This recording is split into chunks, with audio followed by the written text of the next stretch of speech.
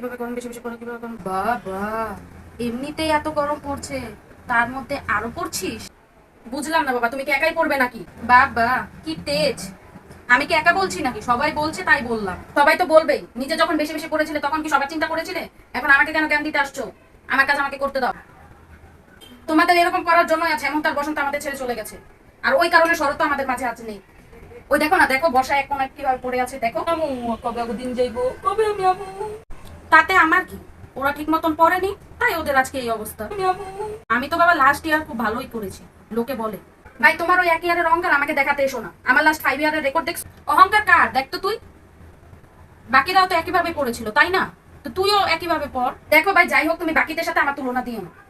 ওরা ওদের মতন আছে ঠিক আছে, কিন্তু ওদের সাথে আমার তুলনা যায় না।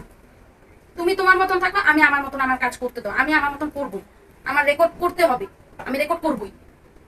আমাকে জ্ঞান দিতে এসো না।